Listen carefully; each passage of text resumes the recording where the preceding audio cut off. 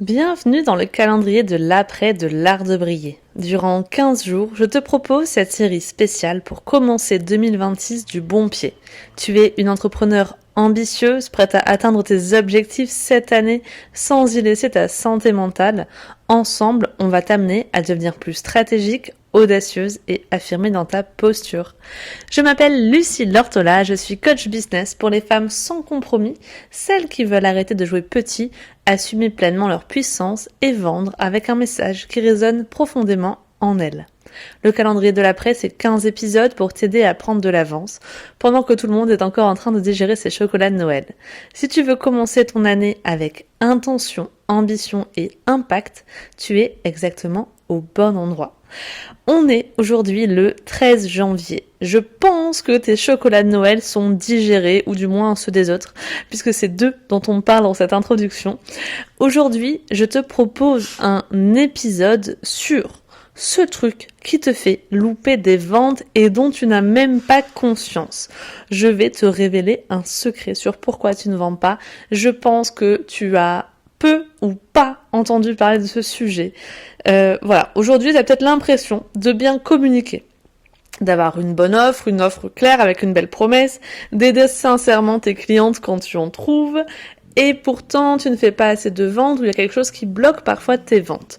Alors évidemment il y a plein de choses qui sont possibles là-dedans, mais ce que je vais te dire, ça va peut-être aujourd'hui te faire tilt et te donner un déclic parce que oui, on parle tout le temps de stratégie, de visibilité, de tunnel de vente, de storytelling, d'algorithme évidemment, mais il y a un élément dont on parle jamais.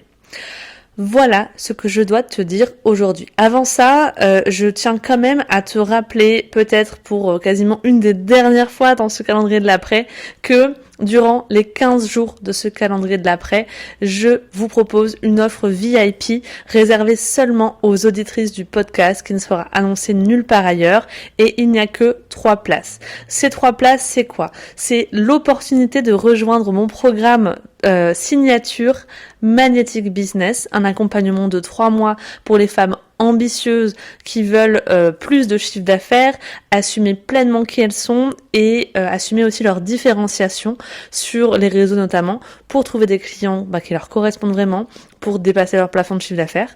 Et durant ces 3 mois, voilà, on est ensemble toutes les semaines en live, c'est des petits groupes, on va dire. Et donc là, ce que je te propose, c'est de pouvoir rejoindre la promotion de février, mars et avril, mais en plus de ça, tu commences dès le mois de janvier avec moi et la promotion actuelle, tu peux venir au live parmi les promos qui sont déjà en cours, tu peux me poser tes questions en direct, tu vas pouvoir commencer à clarifier ton message, poser un peu mieux tes fondations, réfléchir avant tout le monde, prendre cette longueur d'avance et en plus de tout ça, donc tu as 4 mois d'accompagnement au lieu de 3 et en plus tu as une session de coaching VIP d'1 heure avec moi où dedans il y a seulement toi et les 2 autres participantes de ce challenge VIP, cette session VIP pour pouvoir démarrer 2026 du bon pied. Si tu ressens un appel que c'est ce qu'il te faut pour 2026, n'hésite pas à remplir la candidature via la description. Enfin bref, dans la description, il y a un lien où il y a écrit candidate pour Magnetic Business. Tu me remplis un petit peu, tu me parles de tes problématiques, de ce que tu veux faire, de pourquoi ça te parle. On voit ensuite ensemble, on échange toutes les deux ensemble en visio pour être sûr que c'est adapté à toi, que ça matche entre nous aussi. Et comme ça, tu vas pouvoir intégrer, si tout est ok de ton côté et du mien, la promo un peu spéciale de Magnetic Business de janvier, février, mars, avril 2026, 4 mois pour faire décoller ton entreprise. Je pense qu'on va s'éclater ensemble. On revient au cœur du sujet de cet épisode de podcast. C'est quoi ce truc qui te fait louper des ventes et dont tu n'as même pas conscience ? Ce que je vais te dire aujourd'hui, c'est que pour convaincre quelqu'un d'acheter chez toi, d'acheter ton offre, il a besoin de 3 niveaux de confiance. 3 niveaux de confiance. Le premier, il te paraît sûrement évident, c'est que cette personne, elle doit avoir confiance en toi. Tu vas acheter chez quelqu'un chez qui tu as confiance parce que tu ressens de l'expertise, que tu as une certaine autorité, dans ton domaine et que tu transmets de la valeur au quotidien, dans tes contenus, etc.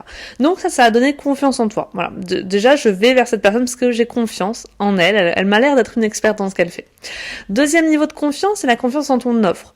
Ton offre, elle est assez claire, elle est compréhensible. La personne, elle comprend la vision, elle convient à sa propre vision aussi, et elle a des résultats. C'est-à-dire que aujourd'hui, tu partages des avant-après, des témoignages, des choses qui concrètement donnent de la confiance dans l'idée que ton offre, elle accomplit ce qu'elle promet, elle donne des résultats aux gens qui y participent, et donc ça rassure. Et voilà, il y a besoin de ce niveau-là de confiance.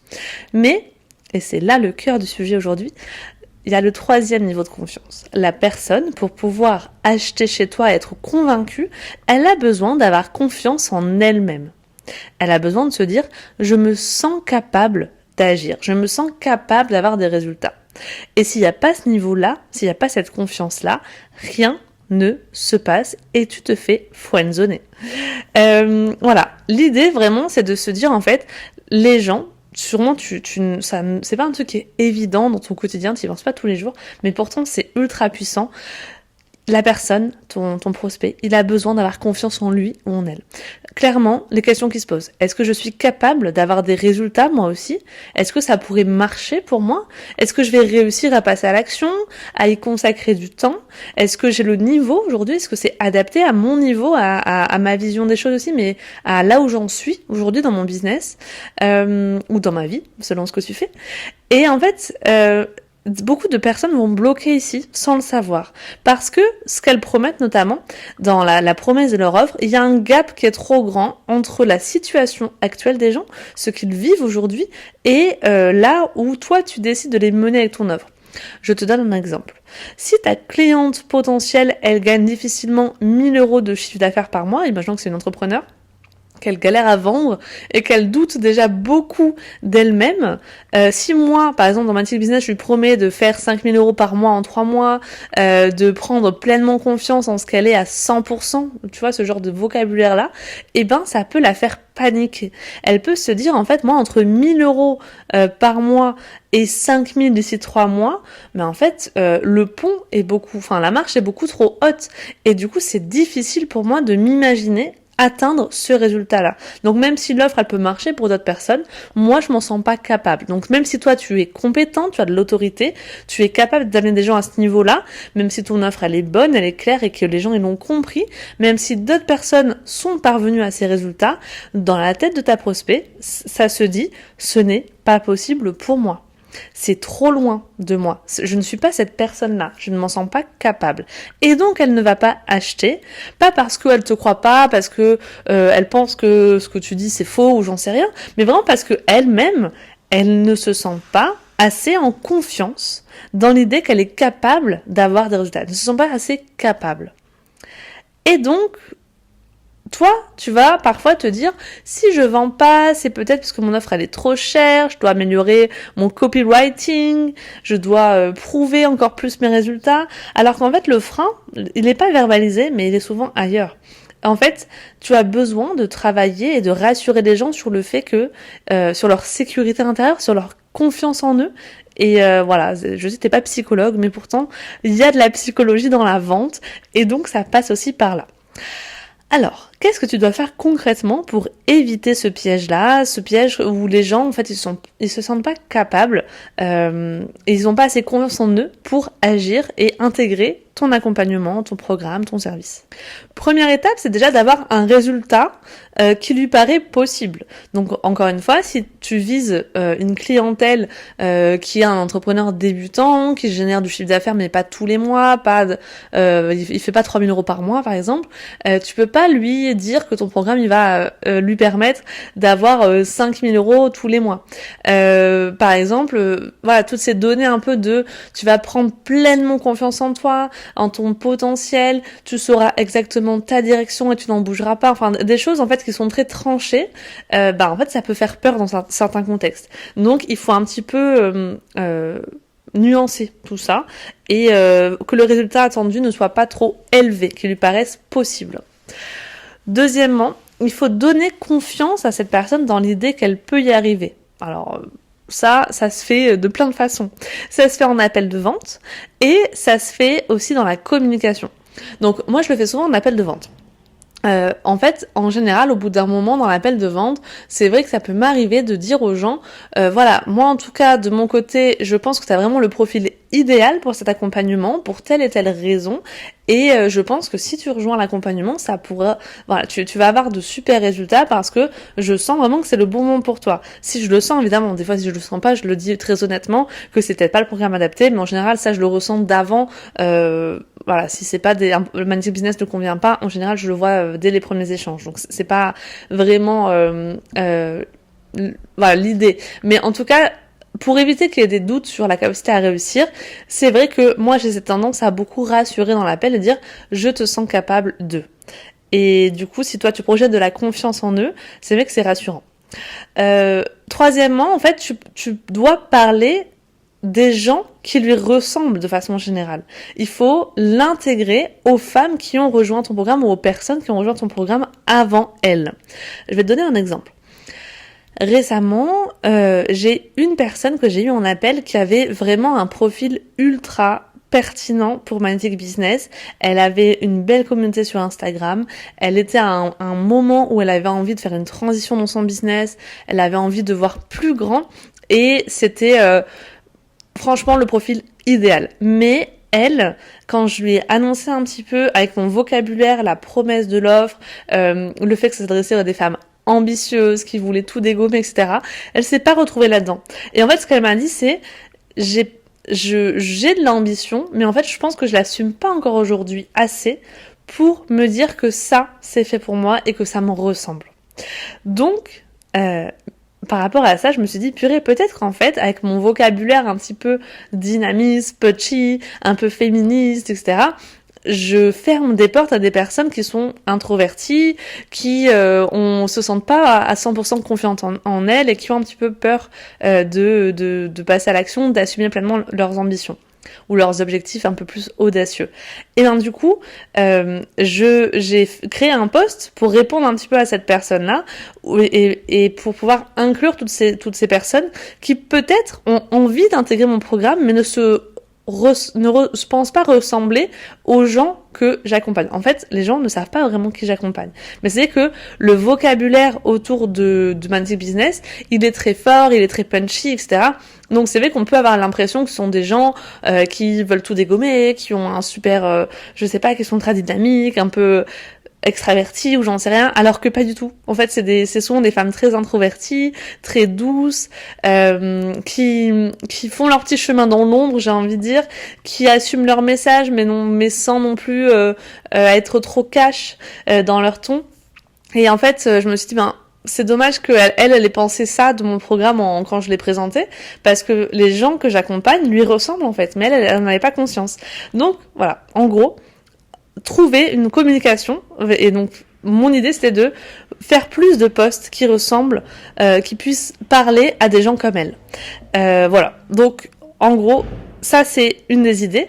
Il y a aussi l'idée de nommer les peurs que cette personne elle pourrait avoir dans sa tête, parce que ça montre que tu la comprends. Peut-être que, imaginons demain, si je voudrais vendre un accompagnement business, je sais que ça représente un investissement financier et qu'on peut se poser des questions par rapport à ça. Donc si dans ma communication je parle de ça, je sais que tu as peur de prendre cette décision, tu as peur de faire le mauvais choix, et donc tu rassures par rapport à ça, mais moi aussi j'ai pensé à ça, et au final souvent quand j'ai investi, même quand ça m'a fait peur, en fait je me suis souvent dit mais pourquoi je l'ai pas fait plus tôt, ça m'a toujours apporté beaucoup plus, etc. En gros, voilà, rassurer sur les peurs que les gens ils peuvent avoir, parce que du coup ça leur donne confiance en eux-mêmes. Aussi, ça va être de se projeter dans les étapes de l'accompagnement et pas seulement dans le résultat final. Par exemple, si je prends l'exemple de Magnetic Business, dedans, je parle du fait que les gens ils vont trouver à se différencier, ils vont arrêter de se sentir invisibles sur Instagram quand ils postent et avoir plus d'engagement, et aussi plus tard augmenter leur chiffre d'affaires sur le long terme. Mais ça c'est plutôt au fil des semaines et puis à long terme. Donc au lieu de vendre seulement l'atteinte d'un chiffre d'affaires, je leur parle du fait que dès les premières semaines, elles vont ressentir que leurs posts, ils ont de l'impact, que ça leur ressemble vraiment, voilà, elles réussissent à à mettre en avant des parties d'elles qu'elles n'avaient pas osé montrer jusque-là et qui touchent leurs clients de cœur, donc que ça leur donne confiance, etc. Bref, en gros, parler aussi du cheminement, de ce qui se passe concrètement, des différentes étapes par lesquelles la personne elle va passer, et pas seulement du résultat à la toute fin de l'accompagnement. Ça permet en fait du coup de gommer un petit peu le gap du situation A à la situation B quand j'aurai fini le programme. Mais plutôt, qu'est-ce qui va se passer entre la situation A et à la fin de la première semaine, et à la fin de la semaine 3, et à la fin des 2 premiers mois, etc. Pour comme ça, que ça paraisse plus accessible finalement. Et du coup, l'idée de la confiance aussi, j'ai bugué. L'idée de la confiance en soi-même aussi, par rapport à ça, il y a aussi toi ta posture. Parfois quand t'es en appel de vente, tu vas montrer tellement de maîtrise, tu vas montrer tellement que toi tu réussis, que c'est fluide pour toi, ou de confiance, ou du fait que tu sais, que le client il se met à douter parce qu'en fait elle se dit ouais mais en fait cette personne, elle est trop loin de moi, elle joue clairement dans une autre catégorie, elle me semble pas accessible. Moi par exemple je peux prendre l'exemple d'une coach business que j'admire, qui accompagne des gens qui sont millionnaires ou j'en sais rien, et même si un jour j'aurais eu envie de me faire accompagner par elle, je me dis mais je joue pas dans la même cour que cette personne. Vous voyez ces sentiments? Et donc du coup votre but en appel, si vous avez, au lieu pour éviter ce sentiment, c'est pas seulement de montrer, c'est surtout pas d'ailleurs de montrer votre expertise. En appel de vente, on n'est pas là pour justifier qui on est, ce qu'on a fait, notre parcours, etc. Ça, c'est la communication qui permet ça. Mais c'est vraiment de comprendre la situation de la personne et d'écouter. Et en fait, la personne, pour être rassurée et avoir confiance, elle a besoin de voir que tu as lu en elle, que tu as compris ses problématiques et que, en fait, cette personne, c'est le genre de personne que tu accompagnes. C'est de pouvoir lui dire des choses comme justement j'ai accompagné une personne qui vivait exactement la même chose il y a quelques mois. Ou alors justement je sais que dans ton métier il y a telle problématique en ce moment et ça c'est quelque chose de très courant. J'ai beaucoup accompagné de gens qui font ton métier et où du coup j'ai eu ces problématiques-là que tu vis aujourd'hui et je les comprends. J'ai travaillé là-dessus déjà avant toi. Voilà, ça donne confiance aussi.